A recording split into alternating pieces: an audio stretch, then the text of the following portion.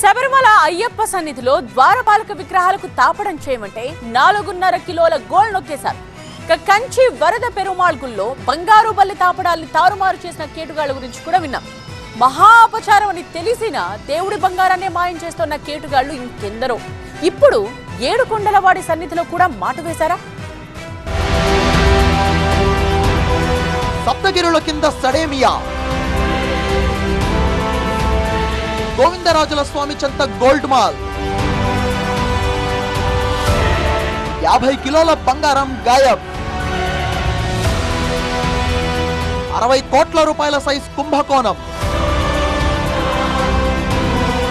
నిజమెంత? TTD మౌనమేలా?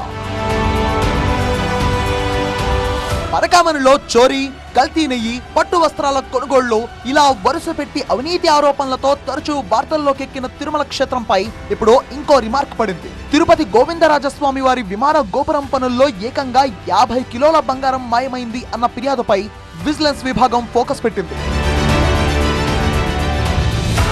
Details లోకి వెళ్తే, తిరుపతి గోవిందరాజస్వామి విమాన గోపురానికి తాపడం కోసం 2 ఏళ్ల కిందట టీటీడీ 100 కిలోల బంగారం, 4300 కిలోల రాగిని కూడా కేటాయించింది. గోపురానికి 9 లేయర్ల తాపడం చేయాలి అన్నది వర్క్ కాంట్రాక్ట్ లో నిబంధన.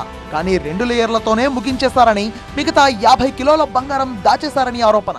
100 కేజీల గోల్డ్ టీటీడీ ఇచ్చిందన్నారు, కానీ అక్కడ కనిపించట్లే. అక్కడ 9 లేయర్లు వేయాల్సింది 2 లేయర్లే ఉన్నాయి. 7 లేయర్లు తీసేస్తారు. అంటే దాదాపు 45 నుంచి 50 కేజీల మధ్య దాన్ని తయారు చేశారు. ఇంకా 50 కేజీలు గోల్డ్ ఎవరి దగ్గర ఉంది? ధర్మారెడ్డి దగ్గర ఉందా? అప్పుడున్న టీటీడీ ఈఓ దగ్గర తీసుకెళ్ళాడా? చైర్మన్ తీసుకెళ్ళాడా? అధికారులు తీసుకెళ్లారా?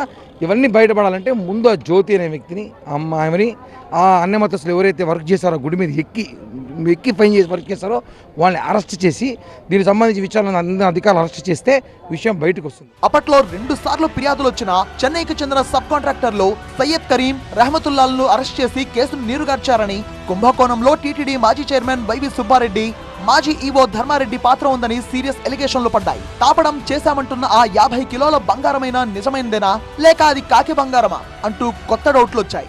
పైకి వెళ్ళి చూడండి, 100 కేజీలు ఉందా లేదా, అసలు గోల్డ్ దాంట్లో ఉందా లేదా, గోల్డ్ పెయింటింగ్ ఎందుకు వేస్తారు? వేశారు, పెయింట్ కూడా వేశారు, చూపించింది నాకు ప్రెస్ మీట్లో. అసలు 100 కేజీలు ఉందా లేదా మా డిమాండ్. ఒకవేళ ఉంటే ఎంత ఉంది, అసలు గోల్డే కదా, ఎంత కల్తీ నెయ్యి చేసినట్టు కల్తీ గోల్డ్ చేయలేరా? ఇవన్నీ కూడా ప్రాపర్గా టీటీడీ నివేదిక బయట పెట్టాలి సార్. ప్రస్తుతానికైతే టీటీడీ స్పందించలేదు. విజిలెన్స్ విభాగం రహస్యంగా విచారణ జరుపుతోంది. టెండర్ నిబంధనల ప్రకారం టీటీడీ ఎగ్జిక్యూటివ్ ఆఫీసులోని జ్యువెలరీ విభాగంలోనే తాపడం పనులు చేపట్టాలి. అప్పట్లో తాపడం చేసిన కార్మికులను విచారించి బంగారం ఎంత వాడారో, ఎంత దోచేశారో అని ఆరా తీస్తున్నారు విజిలెన్స్ అధికారులు. ఎవరు ఇంజనీర్లుగా వ్యవహరించారో, ఏ పెద్దల పర్యవేక్షణలో జరిగింది. అయితే పూర్తి విజిలెన్స్ రిపోర్ట్ బయట పెట్టాలని డిమాండ్లు వస్తున్నాయి. టీటీడీ విజిలెన్స్ నివేదిక ఏం స్పష్టం చేస్తోంది? అత్యంత రహస్యంగా జరుగుతున్నటువంటి విచారణలో ఎవరు దోషులుగా తేల్చబోతోంది? వేచి చూడాల్సిన అవసరం అయితే ఉంది. కెమెరా పర్సన్ జగదీష్తో రాజు, TV9, తిరుపతి నుంచి.